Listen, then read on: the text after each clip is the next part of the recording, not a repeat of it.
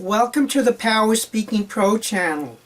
This is where I give you tips to help you improve your speaking and communication skills.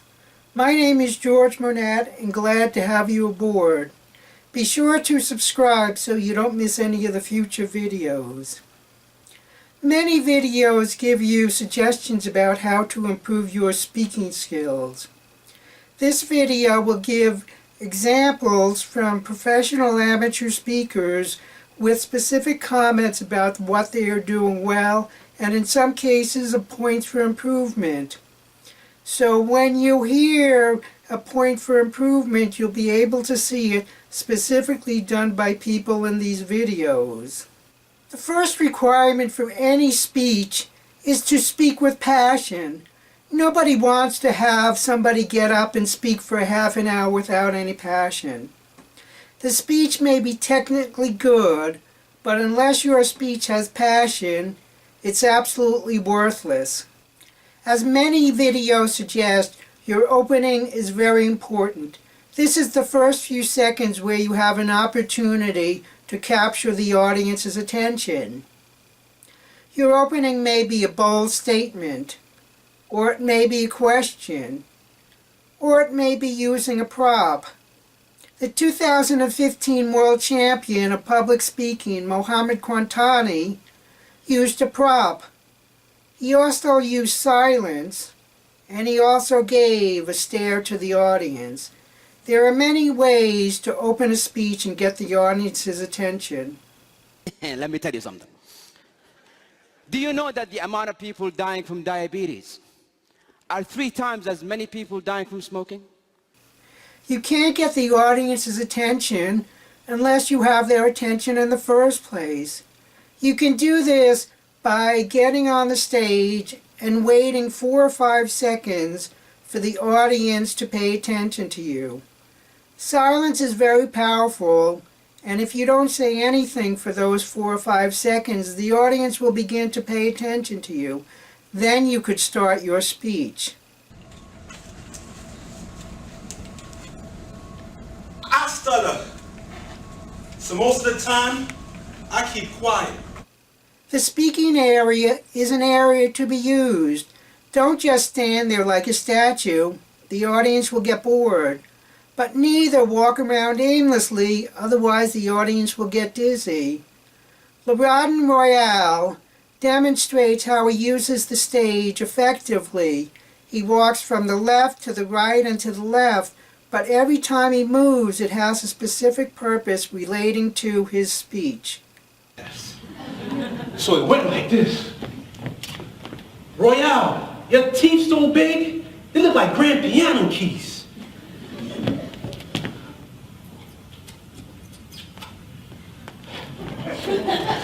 Royale, your head's so big that when it's time for you to wash your hair, you gotta go down to Niagara Falls. Your gestures also need to match the words of your speech. Again, Royale matches the words and his gestures when he talks about speaking up and looking down. Making my willingness to express myself become a barrier between speaking up and shutting down. Good alliteration also adds power to your speech. Christy Marsh, an amateur speaker, is very good at crafting words. In the first video, she talks about a babbling broad in a box bossing me around.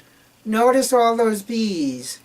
The English language has plenty of words which are sort of funny in sound, or rhyme well, or have good alliteration. Find those words and work on your wordsmanship. That's what I was when my husband came home with a GPS for my car. Some babbling broad in the box to boss me around. Christy shows her ability to craft sentences when she uses phrases such as a hovering cursor and taunting me. Watch her video and you may be able to get some suggestions to improve your craftsmanship of words. On my computer, the blinking cursor hovered on the website for the campaign for Safe Cosmetics, taunting me. Good speakers use what I call parallelism. They will say one phrase or one sentence, then they will say a second phrase or sentence, which is very much like the first phrase or sentence, but they change one or two words or the order in their words to give it a different meaning. Amy Klobuchar, when talking to her staff about the results of the Iowa caucus, missed an opportunity to use one of these parallelisms. She said, and I quote, "We have been punching way beyond our weight despite some limited resources." Way beyond our weight is a very positive sentence, and then despite our limited resources is somewhat negative, so she loses power of that sentence. You know that we have been punching way beyond our weight. You know that despite some limited resources. She could have said, "We have been punching way beyond our weight, and we will continue to punch way beyond our weight." Notice the parallelism, and the phrase becomes much stronger. President John F. Kennedy was an expert at using this technique of parallelism. In his inaugural address in January of 1960, he said, "Let us never negotiate out of fear, but let us never fear to negotiate." Notice the parallelism. Let us never negotiate out of fear, but let us never fear to negotiate. And then his famous line, "Ask not what your country can do for you, but ask what you can do for your country," shows the parallelism concept. And so, my fellow Americans, ask not what your country can do for you, ask what you can do for your country. Repetition is also a very useful technique and adds power to your speech. The most famous speech to use this technique was given by the Reverend Dr. Martin Luther King.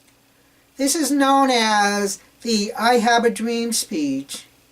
And King used this phrase 4 or 5 times in his speech, all in a row. "I have a dream that. I have a dream that." And he uses this technique, which adds incredible power to his speech. I have a dream that one day, I have a dream that one day on the red hills of Georgia. Vocal variety is also important to speaking. Nobody wants to hear a speaker speak always softly, and nobody wants to hear a speaker always yelling. So vocal variety, change in pitch, volume, rate, becomes important. And Darren LaCroix, the 2002 world champion of public speaking, demonstrates this very effectively in his opening speech called Ouch. Can you remember a moment when a brilliant idea flashed into your head? It was perfect for you. And then all of a sudden, from the depths of your brain, another thought started forcing its way forward through the enthusiasm until finally it shouted, "Yeah, great idea, but what if you..." Darren also uses humor when he talks about doubling his debt at his Subway shop. Humor is always effective and adds to the power of a speech, but humor should always be self-directed or deprecating, and it shouldn't ever be humor about putting down another person or another group. But in 6 short months, I took a $60,000 debt, and I doubled that debt. Humor can also be used to point out ironic aspects or anything else which is humorous in and of itself. A good story is very important to making a good speech, but good stories need to be short and to the point. Amy Klobuchar had a great story when she talks about an election where she was running unopposed. Despite the fact she was running unopposed, she put up 3,000 lawn signs. This was a funny, effective story told in 17 seconds. It also illustrates the point that she works very hard. I once ran unopposed for local office It was after having a big race 4 years before, and I remember even after I found out I had no opponent, I still put up 3,000 lawn signs and did 29 parades, because, you know, there could be a write-in. A closing should summarize the main point of the speech, and I believe every speech should be able to be summarized in 7 words or fewer. The first video I showed about Mohammed Quintani's opening should also be closed with a similar point of view and a similar message. His speech was about the power of words, and I believe his closing sentence should have been, "Words can hurt, words can heal." That way people will remember the message of his speech, even if they don't remember all the details of his speech. Thank you for watching, and I'll see you next time.